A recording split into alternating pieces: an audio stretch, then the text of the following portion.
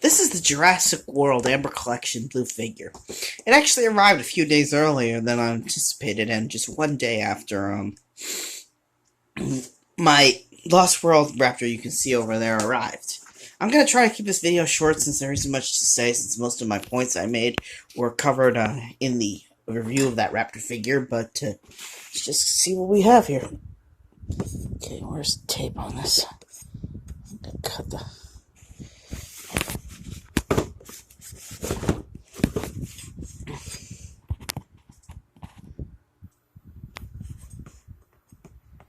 tape. Okay. Go, just let that on the side there. Just sort of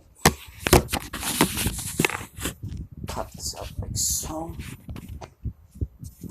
Hold on, let me put this camera over. 1 second.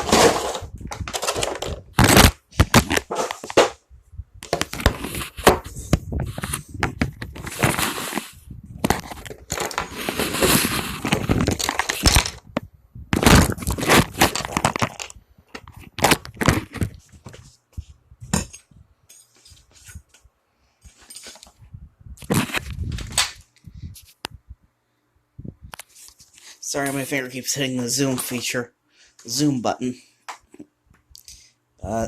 Oh, by the way, this is a Carter figure. That's not the weapon it came from. Released from 1997. This is supposed to be Carter, the Hispanic guy from the Lost World, who had maybe 15 lines or so. Yeah. He came with the Dino Cycle figure, but I don't have that it came with, so if I ever do, it'll probably be one of my retro Jurassic figures that I'll take a look at.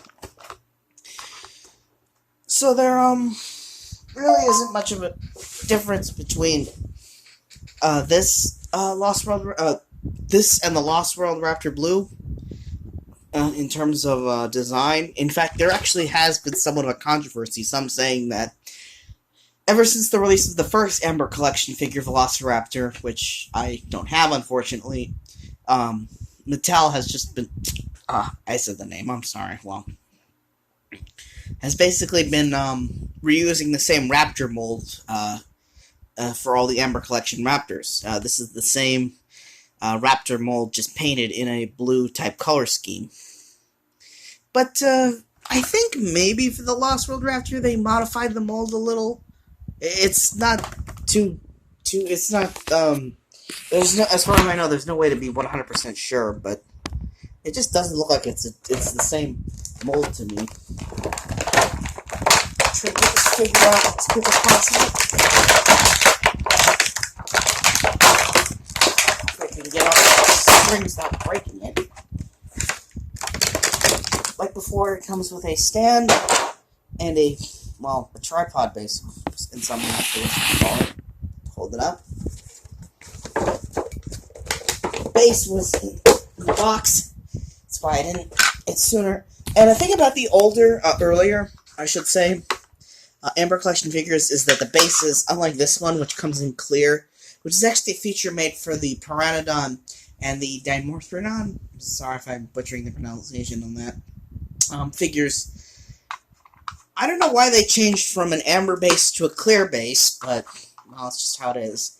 I think I honestly I might switch these around, because the Raptor just feels like it should be on an amber base. But let's see. I'm not noticing much of a... It doesn't look too much like it's the same mold. It probably would be the same as as some have said, it's probably the same as the 1993 Raptor. That's been a big controversy with the Amber Collection series, is that they've just been reusing a lot of molds for certain figures. The only ones they haven't reused are obviously the human ones. But you could take the same dinosaur sculpt and just use it on give it a different color scheme and call it the same, and call it a new figure. Which is why the Amber Collection has been kind of mixed in terms of reception. I mean, it's been praised as a decent 6.5 figure line, something that the Jurassic series has almost never had. But there have been others who say that it's just pace. backwards or something? No. There we go.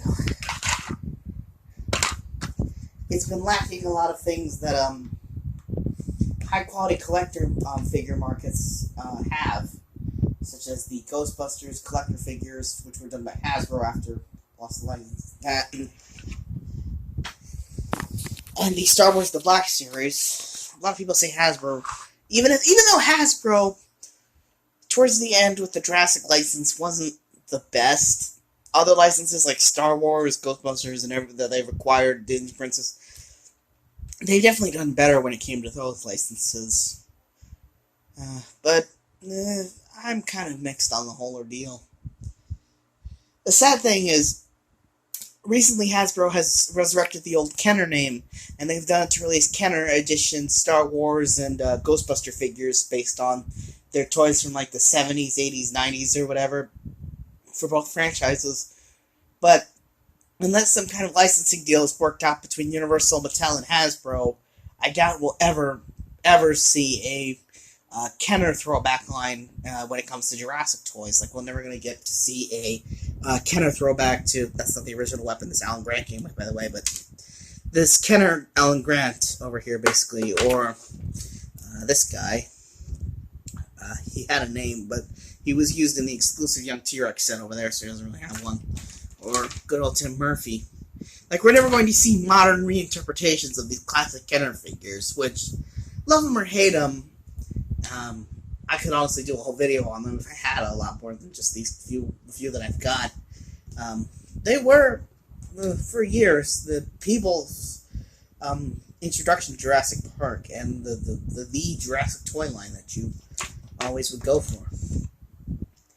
So over here is a 3.5-inch Owen Grady, since I don't have the Amber Collection Owen, and yeah, not to scale. It honestly feels like if, it looks like Blue is actually, a lot bigger now. Did you grow? Blue, you've grown. A lot. And for comparison's sake, I have a standard Savage Strike Blue, or I think it's called, over here. Yeah, it's definitely more in scale to the 3.5-inch figure line, as opposed to the Amber Collection.